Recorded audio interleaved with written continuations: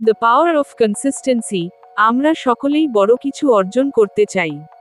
হয়তো একটি সুঠাম শরীর, বা একটি সফল ব্যবসা, বা কোনো নতুন ভাষার উপর দক্ষতা। কিন্তু আমরা বেশিরভাগ সময় ভুল করি। এক রাতে সব বদলে ফেলার চেষ্টা করি। আর যখন তা হয় না, আমরা হাল ছেড়ে দিই। কিন্তু আপনি কি জানেন, সফল মানুষেরা প্রতিদিন নিজেদের জীবনে বড় কোনো পরিবর্তন আনে না?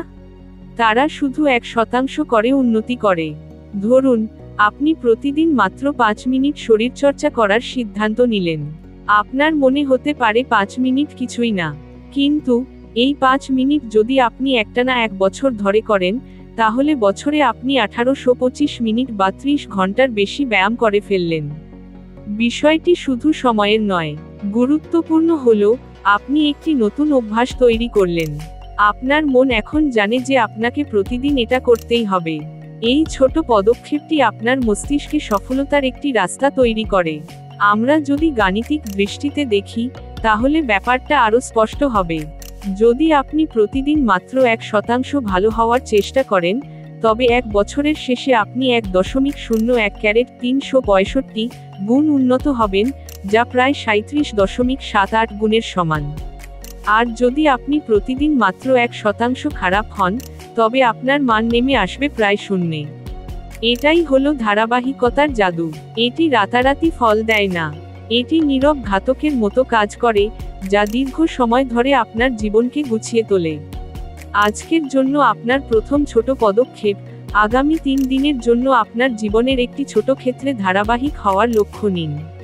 হতে পারে, প্রতিদিন 1 গ্লাস জল বেশি পান করা, অথবা শোবার আগে একটি বইয়ের 1 পাতা পড়া। প্রথম পর্বে আমরা ধারাবাহিকতার গাণিতিক শক্তি সম্পর্কে জেনেছি। এবার প্রশ্ন হল, এই ছোট ছোট কাজগুলোকে আমরা দৈনন্দিন জীবনের অংশ করে তুলব কি করে?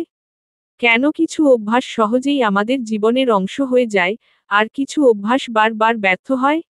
এর উত্তর লুকিয়ে আছে অভ্যাসের মূল কাঠামোতে।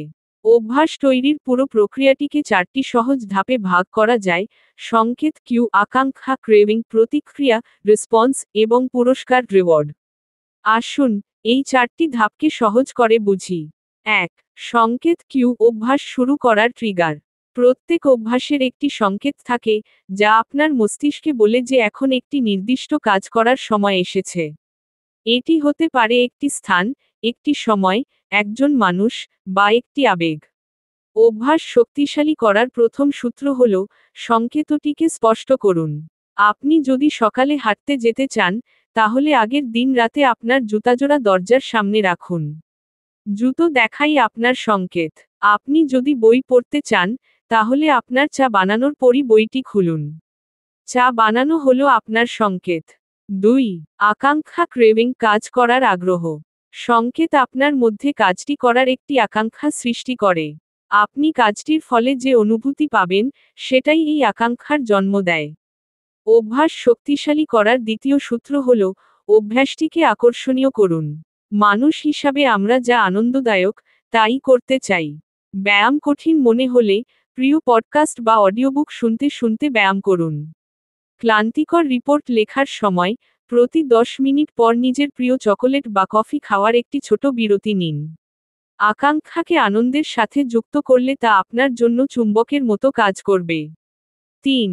প্রতিক্রিয়া, রেসপন্স, প্রকৃত কাজ। এটি হলো সেই ধাপ, যেখানে আপনি আসলে কাজটি করেন। তবে মনে রাখবেন, আমরা ছোট পদক্ষেপের কথা বলছি। অভ্যাস শক্তিশালী করার তৃতীয় সূত্র হল, অভ্যাসটিকে সহজলভ্য করুন। প্রতিক্রিয়া বা কাজটি করতে যেন আপনার খুব বেশি শক্তি বা সময় ব্যয় না হয়। যদি আপনি মেডিটেশন করতে চান, তবে 5 মিনিট দিয়ে শুরু করুন। যদি পরিষ্কার পরিচ্ছন্ন থাকতে চান, তবে প্রতিদিন শুধু একটি টেবিল বা একটি ড্রয়ার গোছান। কাজটি এত সহজ হতে হবে, যেন আপনি ক্লান্ত থাকলেও তা করতে পারেন। 4. পুরস্কার, রিওয়ার্ড, সন্তুষ্টির অনুভূতি। অভ্যাস সম্পন্ন করার পর আপনার মস্তিষ্ক একটি পুরস্কার চায়, যা সন্তুষ্টির অনুভূতি দেয়।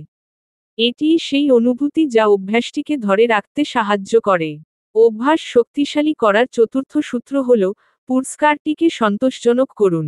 কাজটি শেষ হওয়ার পর আপনি যদি ভালো অনুভব না করেন, তবে সেই কাজ বারবার করার সম্ভাবনা কমে যায়।